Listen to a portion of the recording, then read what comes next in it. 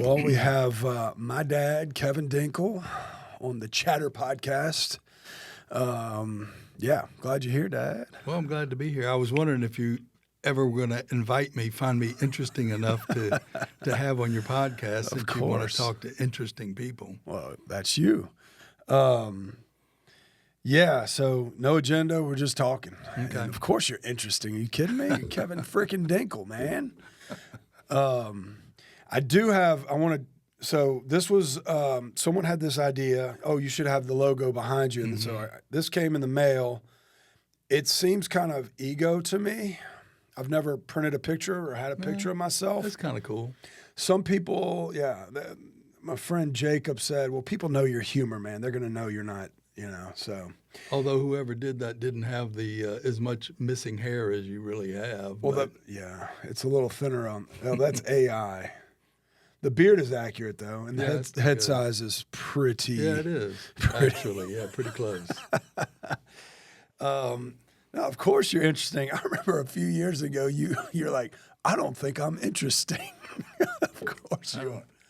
I don't know that I am. I live a pretty boring life. You're right. Man. So we're just talking. So I had a few thoughts just to kind of get conversation flowing. Okay. One of the coolest things, I think about you is just your entrepreneur attitude or, personality. Mm-hmm. I even remember being a little kid, you always had Entrepreneur magazine. I'd look through it. I was like, oh, this is where he gets all his ideas from. Exactly. That's where I got the idea to be a home inspector, Oh, which really? was one of the best decisions I ever made, That's awesome. Yeah. But it started when you were a kid. Yeah, pretty much all my life when I was, probably third grade, fourth grade. I would, order greeting cards from the back of Boys Life magazine to sell those to all the neighbors. When I was in the third grade, I was the youngest paper boy that the Hammond Daily Star at that point ever had. I was in third grade and had a paper route in Hammond. How old are you in third grade? I had to be first grade twice, so maybe 10, I guess. 24 years old? Yeah. That's crazy, third grade. Yeah. And your parents just let you just... Yeah, they would. And also, I would go sell popcorn at the SLU Southeastern football games. And I can remember the first time I went, I was always a very active kid. I was never home. I was on my bike, riding all over campus and everything because we lived near the campus. And I lived there when I was in second, third, and fourth grade, part of fourth grade.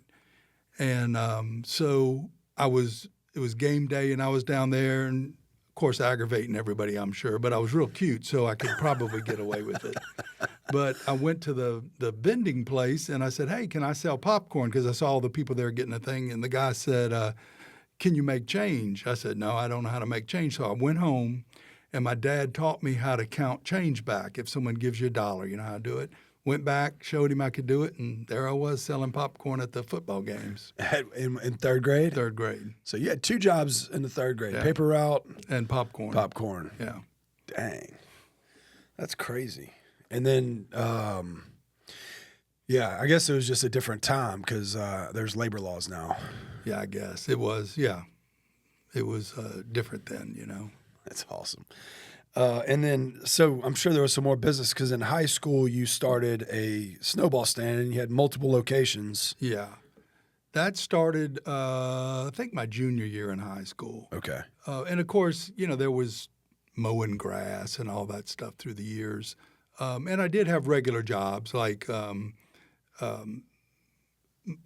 construction and that kind of stuff, growing up. But the snowball stands, started those when I was in a junior. Okay. And so like all that money that you're making from third grade till junior, you just stacking up cash or did you just have a lot of cool stuff? Oh, no, I spent it all. I've always, my whole life, including now, I spend it all. It's just, I know I shouldn't, but it's, I don't know. I was thinking about that even this morning. This life is temporary. It's kind of like, does it really matter? Yeah. It really doesn't. I don't think. No. And, that's why I'm still working, I guess, because wasn't real good at planning. Always good at making money, just not good at managing it and planning, But you also enjoy working. I do. Yeah. Yeah, I always have, still do. So snowball stand, in high school, you had 2 or 3 locations? Started with one, and then it varied. I opened a second one and had that one throughout my career as a snowball stand owner. 2 summers, I ran the concession stands for the local ballparks in Mandeville. So that was 2 more that I had for 2 summers. Okay. And you did spend that money wisely. Bought yourself a hippie van. Yeah, I had a Love van. And yeah, Love van. And I like when I was in college, I bought a trailer to live in. And so, I didn't, squander it all. But Right. yeah. So Mandeville, I mean, that's like such a cool city, but like you were there before it was anything. Yeah, when we moved there, it was like Mayberry. Yeah. If you needed a cop after midnight, you had to wake the chief up. And it was a really great place to grow up. I mean, because I moved there when I was in the 6th grade. So it was just a great place to live. I bet. And you're good at like weaseling your way into high levels. You were like hanging out with the police chief. Oh, yeah. You're just they not scared to open a door for yourself. Right. Yeah. They had a program called Junior Police. And so I was, I guess, maybe 12, either 12 or 13, and I got on the Junior Police, which was, awesome because we rode in police cars all night long. Like on Friday night, I would come home from school at 3 or 3:30 whenever I got home, put my little uniform on, had a badge and everything, and call the dispatch. I said, hey, send a police car, and they'd send a car, pick me up, and I would ride all night long with the cops, arresting people, chasing people. It was, It's incredible. For a 13-year-old, it was pretty awesome. Shoot, I'm 45, and I had a police officer on here. He's on the gang task force, and he told me I could go on a ride along. I just haven't done it yet, but and of course, times were different then. In Mandeville, there was crime, but it was, it was mostly, speeders and accidents, and right. You'd have some robberies and stuff, but it was pretty basic stuff. Right. I remember when I was a kid, we'd go stay with your parents in Mandeville, and your mom Nana would say, "Be careful, they got bad kids out there." I'm like, we live in Baton Rouge, woman. Like, what do you think is going to happen to us in Mandeville? Yeah. I bet that was great. And you and the police chief were like buddies. Yeah, because the one of the rookies at the time ended up becoming police chief. So we were good friends, and I had horses. My horse had his stable and that kind of stuff. So that's awesome. Yeah, that's awesome. It was great. And then I know one of the stories we always thought was funny because growing up with the last name Dinkel is no walk in the park. Or at first, I can remember I was in the 2nd grade and I came home. It was the first time anyone had ever made fun of me or made fun of my name or anything. I was like, Dad, they made fun of our last name. And you said, get used to it, son, and laugh with them. Yeah, that's right. And I was like, okay. And that also gives you the right to make fun of other people's names. Absolutely. Yeah. Yeah, I got a friend of mine, it was the first time I ever met him. His name, and he's actually one of your neighbors now, Matt Gailey. Oh. I hung out with him all day, and I was like, man, this is a cool guy. I was like, hey, tell me your name again. It's Matt. I said, what's your last name? He goes, Gailey. I was like, oh, man, that's awesome. He looked at me like, I can't believe I said, my last name's Dinkel. He goes, oh, okay. Yeah. It was like, okay, all of a sudden. Yeah. But yeah, it certainly gives you a thick skin, and it gives you the ability to make fun of people's names, which is fun, right? Which is one of my favorite things to do. Point out the obvious. Right. But so when you were in high school, you ran for student council president. I did. And you came up with a key slogan. Yeah. We put signs above the urinals in the bathrooms that says, when you tinkle, think of Dinkel for president. And you also, one of the things you ran your campaign on was making smoking more convenient. Yeah, in our high school we had it was called the smoking barrel. Back then, your parents could send a letter saying, "Yeah, it's okay if my kid smokes," and that got them out of the bathrooms for smoking. Well, it was this smoking barrel. It was a barrel, 55-gallon drum with the top cut off of it, out in the field next to the football field. Well, when it was raining, it was you got wet if you went out there to smoke. So one of my campaign promises was, if I get elected, I'll build a shed over the smoking barrel. So I got elected, and I went out there and built a shed over it. That's awesome. Have you always, I know this is a can of worms, but this is not a Purpose Church podcast. Okay. This is chatter. There will be times where people will say bad words. I'm not encouraging that, but, I try not to. I think them a lot, but I try not to say them. That's funny. Angel doesn't even think cuss I know you words. said that one time. I just can't imagine because She quit. She had to stop watching a certain show. We were watching, what was that soccer show, Ted Lasso? Oh. And that was like in British. I've never seen it. Oh, it's a great show. But British, the F word doesn't sound as offensive as Right. in English. Where it really British doesn't and sound American. offensive is in Ireland. Oh, yeah. Yeah. Well, it's the same thing. It kind of and so we were watching it, and Angel says, I can't watch this show anymore. It's making me think cuss words. I was like, you don't think cuss words? She goes, no. I was like, oh, my gosh. So that's a new goal, I guess. I can't say that. But, okay, so, you ran for student council president. Have politics ever always been like a thing for you? Because I know, all growing up, listening to talk radio, I remember you had to quit listening to it for a while because you get so mad you'd have to pull over. Has that always just been a passion of yours? Yeah, for the most part. I never got into politics, though. Like one time, a couple of people came to suggest that I should run for the city council in Baton Rouge. And it was weird because 2 or 3 different people, because I think it was whoever our local rep was at the time, decided he was going to retire. And so I went to sit down with one of my buddies, Rolf McCollister, to ask him about it, tell him people said, and he said, Kevin, I will help you if you want to do it. He said, but that is the worst job you can have because you get phone calls because the trash doesn't get picked up. You get, phone calls for everything. You're the first line of defense when people have an issue. So I said, okay, I'm not interested. So. Yeah. Yeah. It's that's a crazy world. I can't imagine even putting my family through being right. Well, especially now. Times are even rough. Different now than they were back then. Yeah. It wasn't as ugly and hateful back then as it is now. So I agree. And, that's why you can't get really good people to run because who wants to put their family through that? Right, right. Yeah, that's true. I was thinking yesterday about, all these riots happening in California and now in Texas, and I think it's like spreading. I didn't really check it this morning.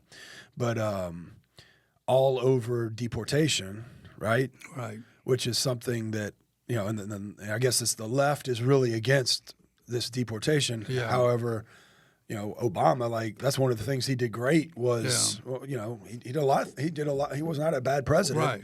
He did great with protecting our borders, but it was okay then, but it's not okay now. Right. Yeah. Which is just nuts. I mean, people are going crazy. Yeah. Yeah. It's pretty typical for, the inconsistency of what the left does. But right.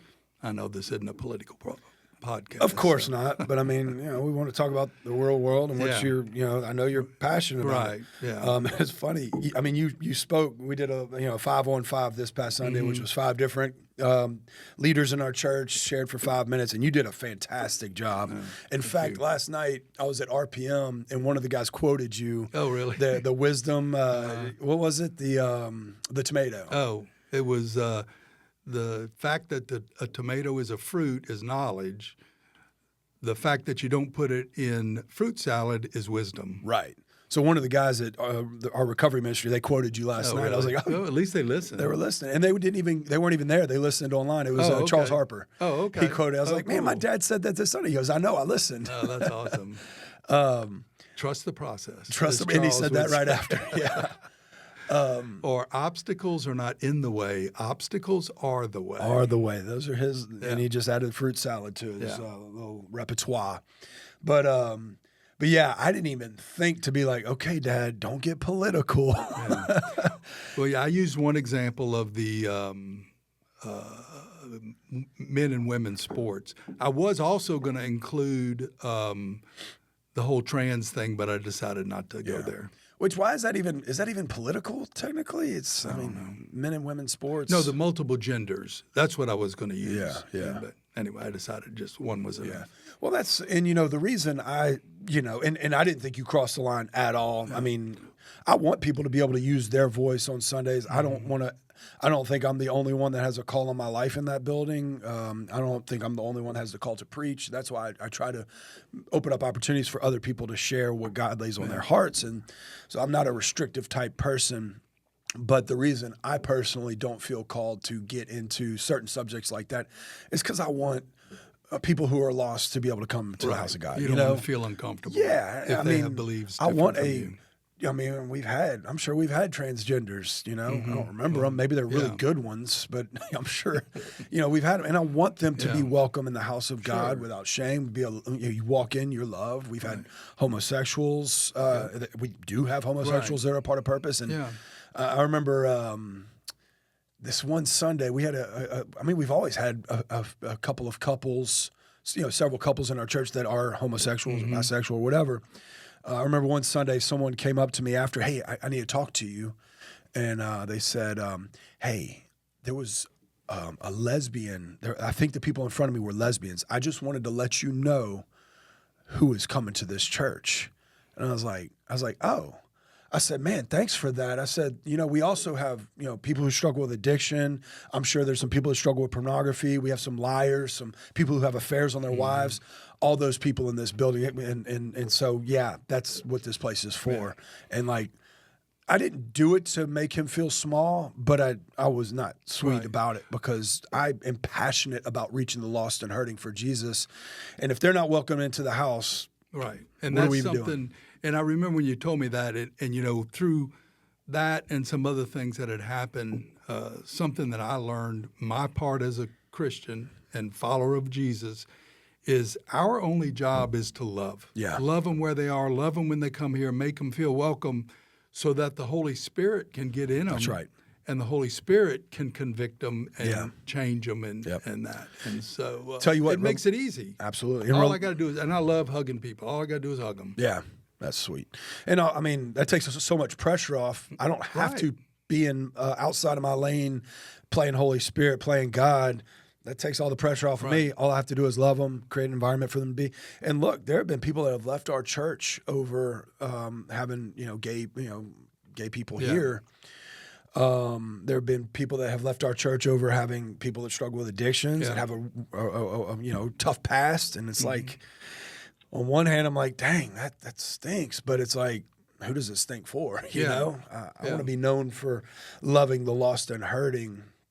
Well, that's one thing about our church. I think it's a church that looks like what Jesus would want the church to look like.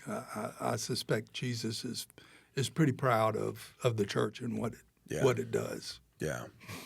I'd like to think so, for sure.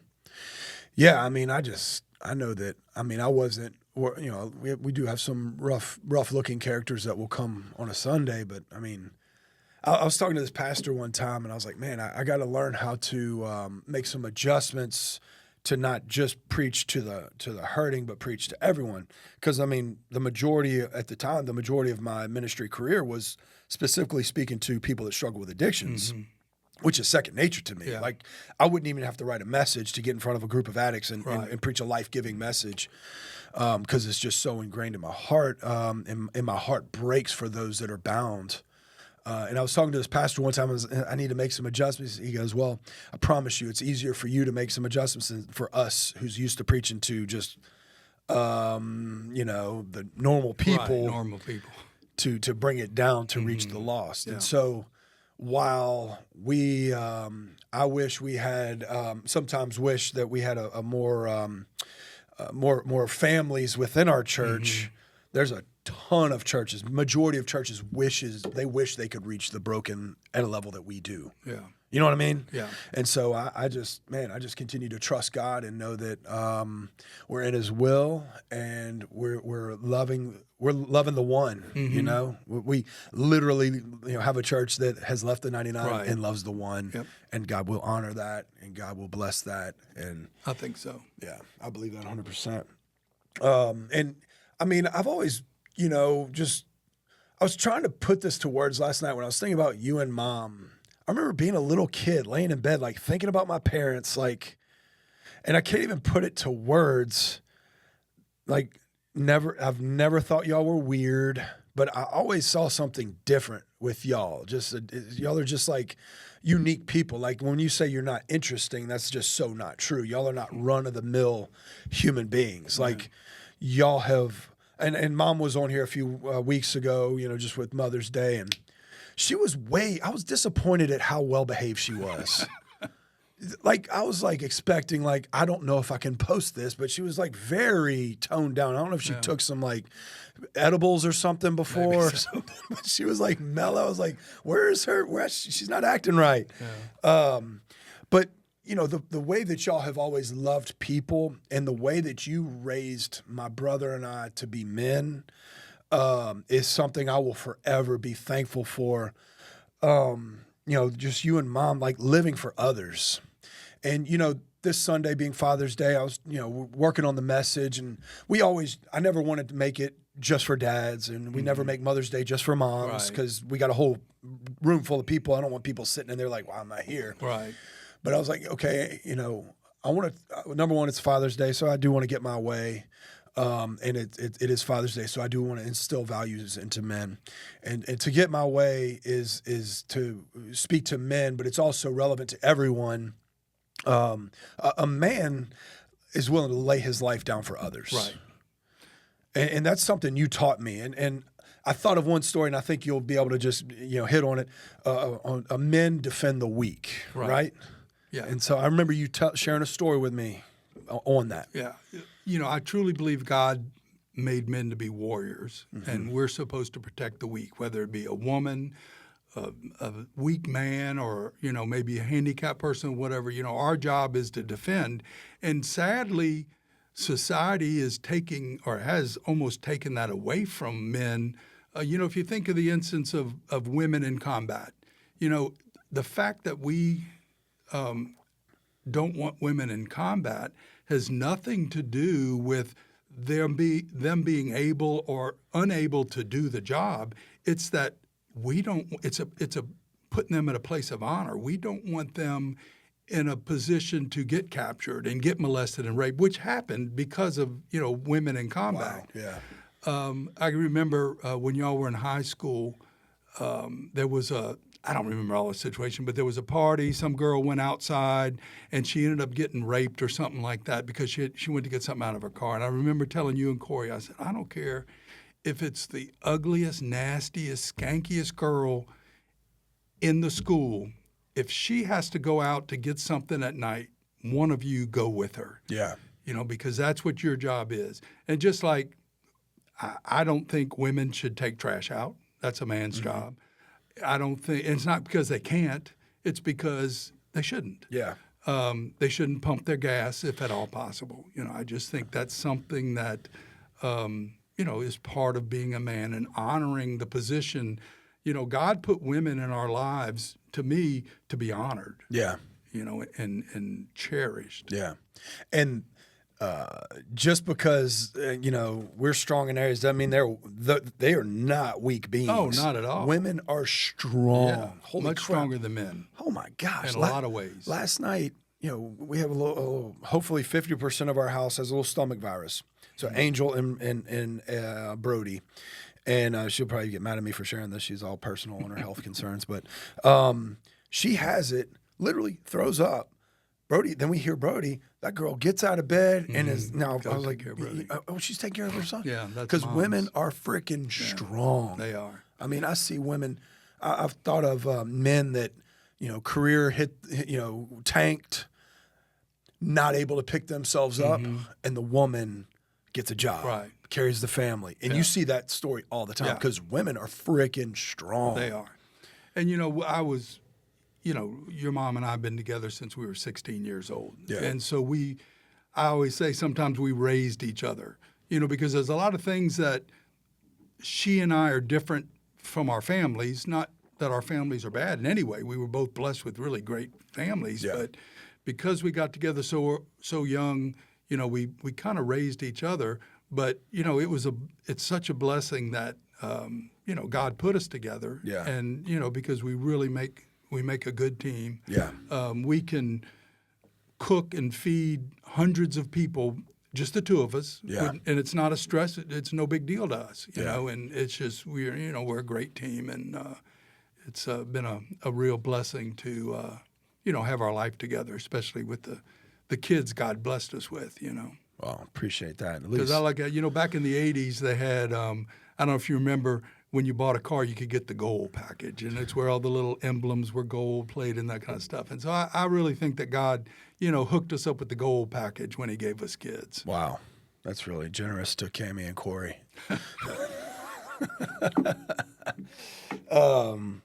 Yeah, y'all do. And y'all are neat people. I mean, y'all taught me how to love others. I mean, I credit y'all and Pastor Dino Rizzo with teaching me how to truly love people. And I think y'all already had that within y'all, but I think probably his influence did it for a greater reason. Yeah, Dino took, we had that in us already, but he did. He showed us how to do it at a higher level. Yeah, for the kingdom, not just y'all did it to be nice, and he helped you to learn how to do it for an eternal purpose. Right. Yeah. And always give your best. Yeah. When we had the home for single moms, I used to, people would always bring donations, and they'd bring this stuff up the driveway, and of course they always want a receipt for the tax write-off, and you'd look at it and you think, why didn't they just leave that in the trash can on the way up? Because it was just trash. Yeah. And but Dino taught us, give your best. Yeah. If you're going to give something, don't give your old worn out stained underwear. Go buy some new underwear and give them to them. Right. Yeah, no doubt. That must have been, I think Mom and I believe we touched on the single mom's home, but I mean, for you as the provider for our family, then you, took a huge step of faith, and you're not only providing for our family. The progression was y'all took in Amy, and Papa built that pool. You had the little single car garage. You turned that into a little pool house or into an apartment. And then you bought the next door neighbor's house. Right. Partially because you were probably tired of having crazy neighbors, because we had some crazy neighbors. We did. Oh my gosh. First was that family. They didn't cut their grass. They had chickens, and I think they blamed our dog for killing their chicken, which it probably did. She probably did. And then that the whole family's passed away. I won't say their last name anyway, but man, they were crazy. They were wild. Yeah. It was like reality TV wasn't really a thing yet. No, I don't think it was, but they could have been a good part of it. Oh, we just watched out the front. Remember how mad they would get because we'd go shoot baskets when the cops would come? Y'all are just out there shooting baskets to watch. Yeah, they were pretty crazy. They were wild. And they had a little special needs kid that would cuss. I mean, he was awesome, though. He was, Jeremy, Down syndrome. I remember he would hang on the fence with his toes curled around the chain link in the top. And I remember you went up to him, "Hey, Jeremy, how are you?" "F you, man." "Well, Jeremy, that's not very nice." "F you." That was pretty crazy. He was the most normal one in the family. He was. Man, we loved harassing those people. Yeah. When it snowed, throwing snowballs at their window. They called the cops on us. Threw fireworks at their window. Called the cops on us. Yeah, the cops came quite a bit. Yeah, we were not good kids all the time. Well, even when we'd have parties, the cops or fire department or somebody would show up. Yeah. It was a good time. So I think we decided it's not a real party unless the cops or fire department doesn't come. But yeah, y'all bought that house next door, probably tired of neighbors. But then, it was a 3,000 square foot house, fully renovated it to let single mothers move in. But and Mom and I did talk about that. But talk about I've never asked you about this. Like the financial pressure must have been great because I'm sure that our church would help sometimes with little projects, but I mean, as far as carrying the vision, that was on you. Yeah, it was. And, when God guides, he provides. And Ooh, I like that. I was self-employed, and so the fact that I could get another mortgage and buy it and all that was all I attributed to just God providing. Yeah. And so, he provided. He made me strong so I can work hard and provided me with the business to do. Yeah. And so, we did that for, I guess, 17, 18 years. I mean, no telling how many girls came through, the difference that y'all made, the seeds that y'all planted. I would hope so. I know we planted some seeds. We didn't. Well, that's the thing. I think you don't see a lot of fruit sometimes in some of these ministries. Yeah, it's the same thing for addiction. It is. But I know that I learned this probably gathered it from watching y'all, but I remember when I was leading the addiction ministry at Healing Place, I taught my team, our job is to remove excuses. And we remove excuses so that they can succeed. And that doesn't mean they're going to, but if we do our job and we remove all the excuses we can, then we give them a chance. And you remove so many excuses. Yeah. And I can think of many that just didn't take it. Right. They didn't,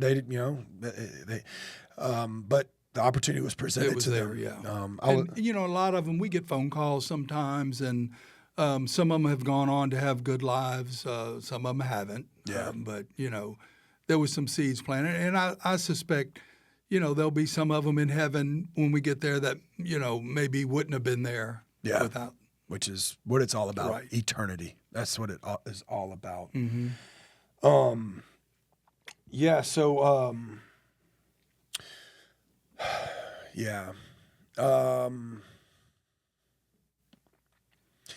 The financial pressure of stuff like that is great, but just, God's, like you said, God is, these notes are distracting me now because they're all gone.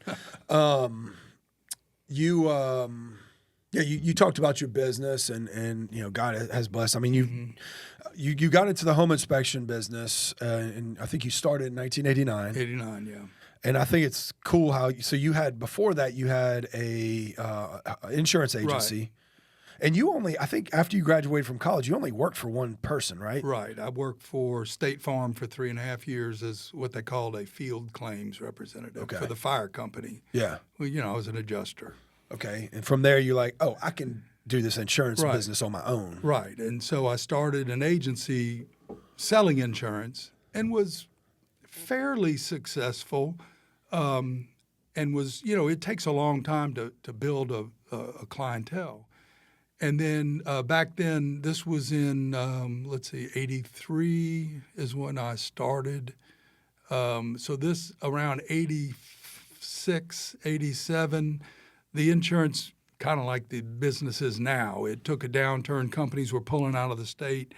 And so my main writer at the time was Hartford.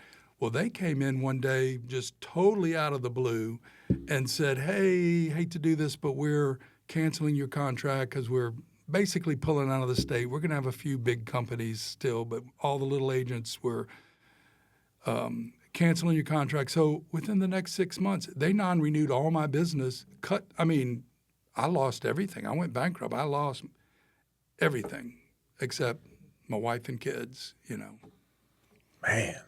And I had already started with the inspection business because my idea when I started it was, because I read articles about Entrepreneur Magazine about home inspecting, and I would say, man, this would be great. I can inspect their houses and sell them insurance because there's new people coming in. It's like a marketing plan. Yeah, it's great. Well, fortunately or unfortunately, when that happened with the insurance, I just stepped right in to doing the home inspections full time, and at the time, it was not a thing. It's kind of like, I was country before country was cool, Yeah.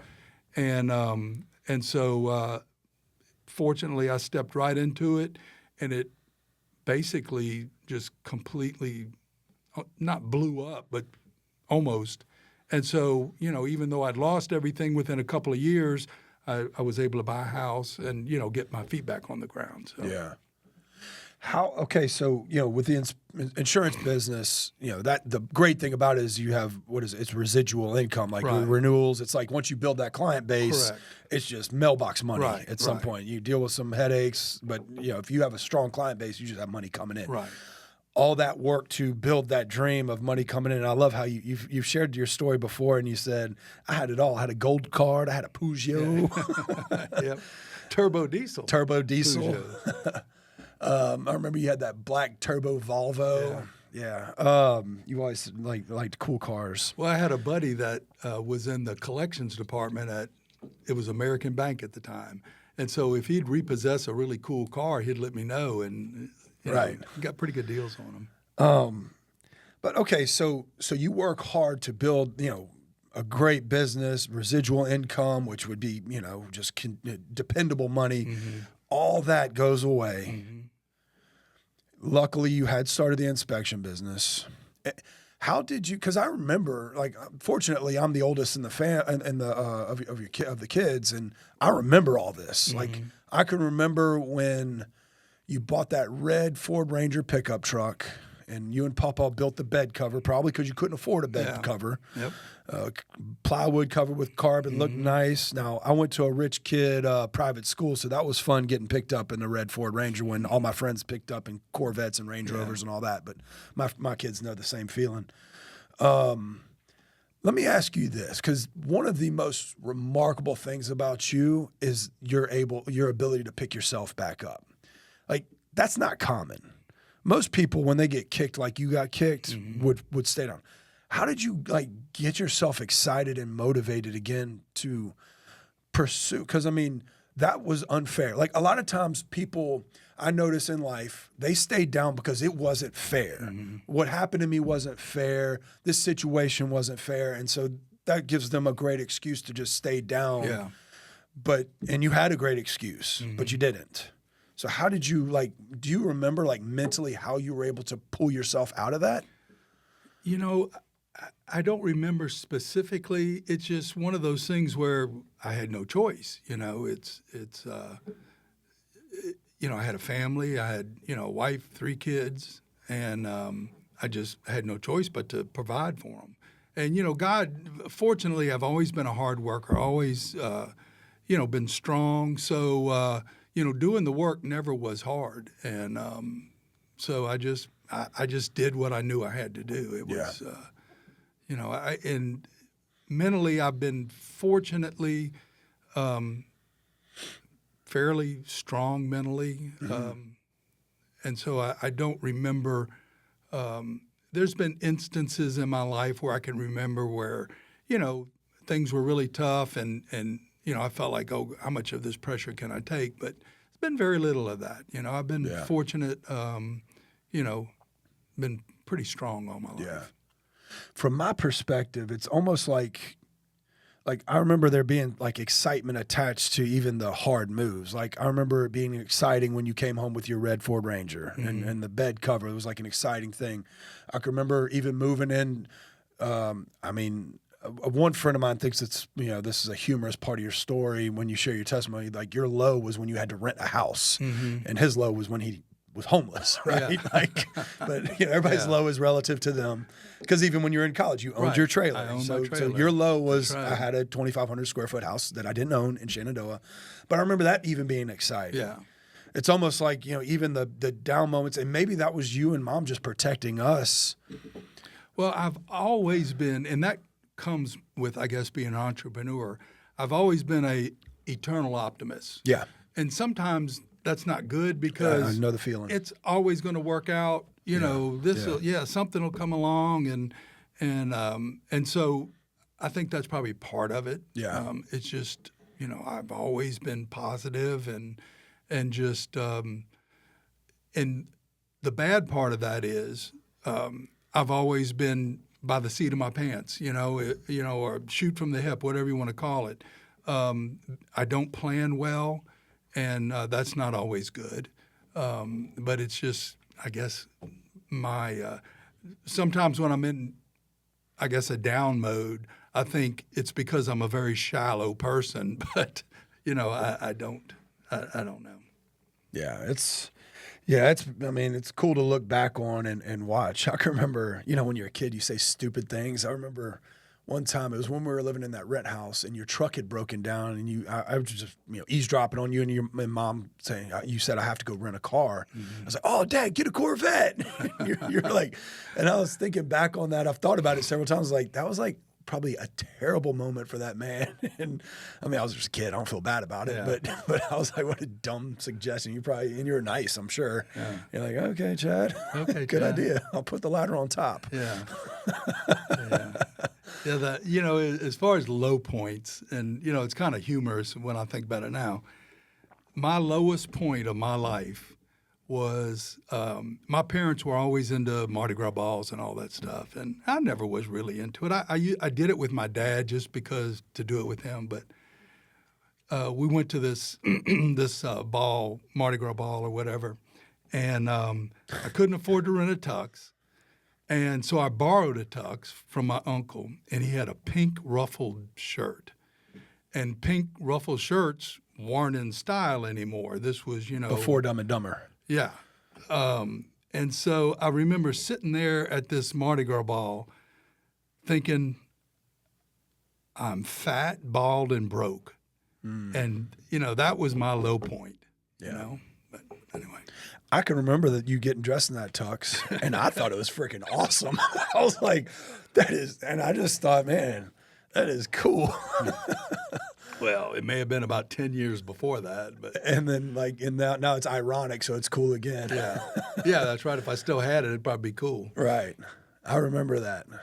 Yeah, but anyway, but it's all good. I've had a great life. I really have. Yeah, I had a great childhood, and growing up, raising you kids. I know we worked a lot because we had the property and. The old beat-up house we had to fix up. But I always tried to make it fun, and that was always my goal. Yeah. To have a good time, whatever we're doing. Yeah, you did a good job with that for sure. And so now you still have the home inspection business. Then you 18 years ago started a pest control business. 20 years, yeah. 20 years ago. And then you just, 3 years ago started Grassroots? Yeah. Or bought a franchise. Bought a franchise, yes. Which my first experience with franchise. And I was like, I'm sure some people think, what is this? Because you were 65 or so when you bought it. And I was like, yeah, not a lot of 65-year-olds buy a franchise. But I was like, man, you're a gangster, man. Like, that's awesome. Yeah. And it's working out great. Like, it is. It's working out great. It's really been I had my doubts for a while, but it's been a great addition to. And the good thing about you're talking about the insurance business by building up mailbox money. That's one of the downfalls of the inspection company because you don't build anything that's reoccurring. It's you do an inspection, you get paid, you move on, and so there's not. You got a little bit to sell if I ever decided I wanted to sell it, but nothing like the pest business or the Grassroots business where you have an ongoing, group of customers that pay you every month. Yeah. And so you have, an asset to sell. Yeah. And, but yeah, Grassroots has been a great addition. It's a great company. The service, it really works. And so it's been good. And I can see how, as it grows, that's really going to make a difference in my old age, if I ever have an old age. I haven't decided yet when that's going to be. When that's going to be. Well, and one of the reasons why you've been so successful in the inspection, the pest control, and Grassroots is because of your concept of an extra mile, right? Right. Yeah. In our inspection business, we started the extra mile team. When you go the extra mile, there's not a lot of traffic. Good customer service. Yeah. And, the downfall of that is it's hard sometimes, but the downfall of that is you really see when you don't get good customer service. Right. You recognize it and you go, gee, this is not good customer service that I'm receiving. Yeah. And when I was, when we bought that franchise, I didn't know anything about the grass treatment business. I knew how to mow grass and spread fertilizer, but that's all I knew. And this was a relatively new franchise being offered. The company had been around for 15, 20 years, but they had only been franchising a few years. And so we decided, okay, let's just go visit and see what it's all about. Well, when we drove up to their office, one of their trucks was out front, and on the side of it, it said, the best service company ever. And I'm thinking, oh, okay, well, that's, they believe in good service. There we go. That's a plus in their favor. And then when I walked in the office, and above one of the desks on the wall there was a scripture. And I'm thinking, these are my people. Yeah. They love the Lord, and they want to give good service. And I didn't know they were much, much even more my people than I realized from my first meeting. They're just some of the nicest, most loving, giving lovers of the Lord that you'll ever find in a business, especially. That's a big deal. Yeah. Because a lot of people like to put that Jesus fish on their business card. That's usually a red flag for shadiness. Exactly. You don't want to do business with Right. them. Like they're trying to market. If they have to tell you, then something's wrong. Right. You don't want to be the guy when people see you in the church, they go, oh, you're at church?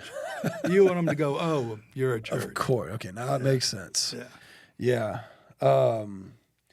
Yeah, man. I'm super thankful because I got to work for you for almost a decade, and doing the home inspections, and it's something I was very good at. I remember we were sitting on the at your camp on the A meet, and I was just telling you, I was sharing my heart for ministry, and I was like, Dad, you can't honestly tell me that you're passionate about doing home inspections. You go, well, sure I am, and I was like, okay. And that's when it confirmed, because it's not like I wasn't good at doing home inspections. It just wasn't what God had called me to do, and that was hard. I'm sure it was hard for you as well, because my dream was to take over your companies. Yeah, that was my dream too. And and it probably would have been a way easier path than the one I'm on. Yeah, definitely. But yeah, it's those 10 years instilled hard work, being on time, because I'm not an organized person, but I'm rarely ever late. And that's attributed to working for you, because, hey, when you're 30 minutes early, you're never late. That's right. And if you're on time, you're 30 minutes late. That's right. And so, I think that, that excellence in customer service and all of that, that is a lost thing. Oh, it is. And it's the key to success. And so, I'm thankful for all that you've instilled in me as a man, as a father. I love being a dad. I love my boys. I try to keep our household fun. We instill a lot of values. Their childhood is different than my childhood was, as far as like where y'all gave your hearts to Christ and really dove in when I was about 15 years old. Yeah. So y'all are far ahead of where we were. In fact, I think the same weekend you threw away your liquor cabinet, I started drinking. It was like the complete so it would have been way more convenient if I would have started earlier. Right. But my kids haven't been exposed to all that. Yeah. My kids have, Brody's already read through the entire Bible. But I don't want my kids growing up in a religious, hard-nosed household. We have fun. I cross the line sometime with joking around. Well, you got to be real. You got to be transparent. You have to be honest. Yeah. One thing, and pretty much our whole family, we are what we are. Yeah. What you see is what we are, for the good or bad of it. Yeah. We're far from perfect, but we're pretty good most of the time. Yeah. And we like to have fun. The one thing that's really enjoyable about spending, and when we were raising y'all, we dedicated our lives to raising our kids. We didn't have friends. We would go out. Your mom and I would go out so we would stay connected, but we didn't, go on trips without y'all or anything. Our life was surrounded around raising the kids. And what's been enjoyable about that now is, if I were to die tomorrow, I know I've left the world better than it was when I came into it, because of the three of you and the people y'all are and the people y'all have become.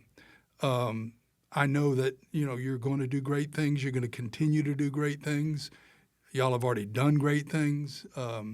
As young as y'all are, y'all have probably done more than probably 80% of the people will do their whole lives, and y'all are still in your 30s and 40s, you know. Well, it's very kind.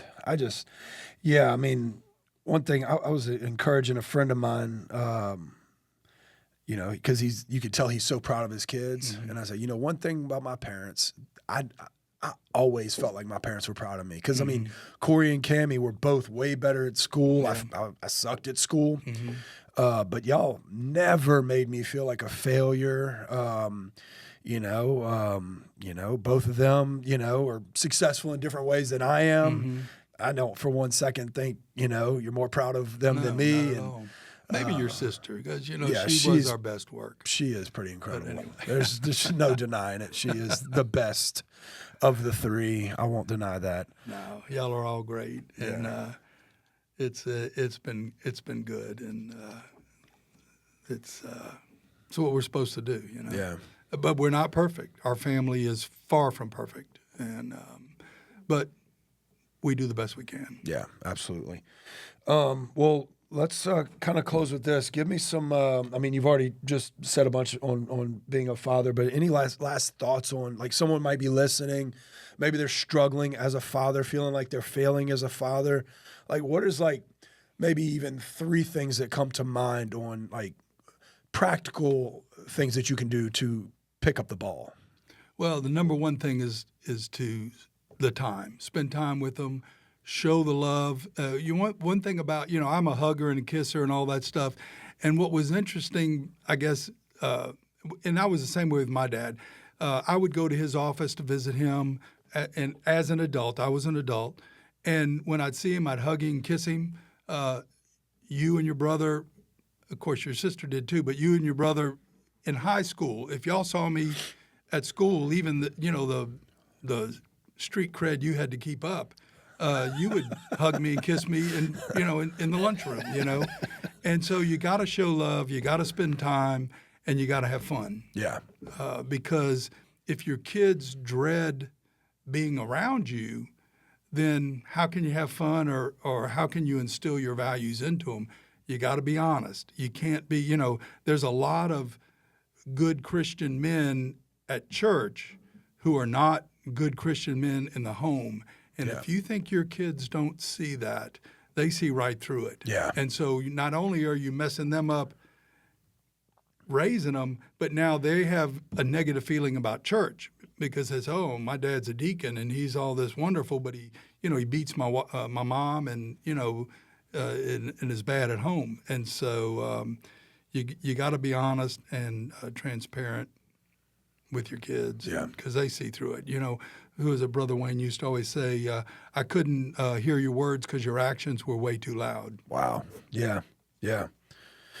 No, that's solid. That's solid. I just want to, thank you for being a great dad. Thank you for being I mean, it's cool as you progress. Let me add one more thing. Yeah. As your kids get older, if you want to spend time with them, you have to do what they want to do. Yeah. Because, they're not going to do what you want to do. But anyway. That's for sure.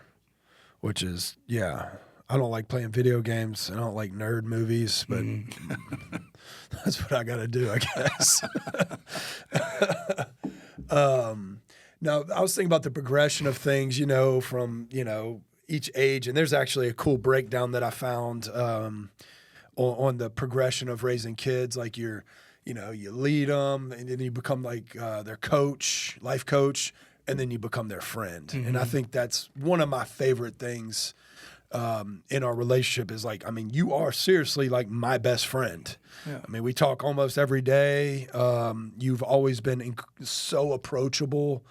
I think that's another thing that would be a tip is be approachable with your kids. If your kids are scared of you, you want your kids to have a level of fear, like, because you want them to listen to you. But if your kids are scared of you and you're not approachable. Can't be honest with you. Yeah. Like, I mean, you're incredibly approachable. I'm not scared to say anything to you. Wasn't as a kid. I'm not now. If I would have ever been in a bind, like got myself in big trouble, you would have been my go-to. And that's what I want my boys to always know, that I'm not going to freak out, overreact. There will be consequences, but I'll go to war for you. Yeah. You know, I'll be your best ally. And I think that's one of the things that you've done very well. It's very comforting to have a father that I know would always have my back, a mom and a dad that would even to a fault have my back. Yeah. Even though I used to throw your CDs out if you had the wrong CD in my car when I got in it on Saturday morning. You took it was your car, but yeah, it was my truck. You paid for it. And I remember I had it was a Spice One. I don't even know who they are, but it was a rap album and it was really profane and you threw it out the window. I was like, what happened to my CD? Like, you don't listen to that crap. Threw it out the window where it belonged. Oh, man. Yeah, that's funny. And when I had the dorm fridge in my room and you ran out of space in your refrigerator, so you put some leftovers there, and you're like, you have beers in your refrigerator. I was like, wrong with you? What's wrong with you? Oh, man, so crazy. But well, you know, it's funny, you talk about that, and we probably weren't as strict with some of those things as we should have. But I remember when y'all were growing up, when y'all were teenagers, especially you and your crew, we had a curfew. Had to be home at midnight. Doors got locked. Alarm got set. But a lot of time, y'all would spend the night, you and your friends would spend the night at our house, even though you could have been at your friend's house with no curfew. Yeah. And, because kids look for boundaries. Yeah. And what used to be frustrating when y'all would go on a date, the girl wouldn't have a curfew and you would. Yeah. It just made it more difficult. But anyway. Yeah, we all are fun to annoy too. Yeah, we'd wake y'all, hey, make us pancakes. Yeah, y'all were fun doing. Y'all did annoy us a lot.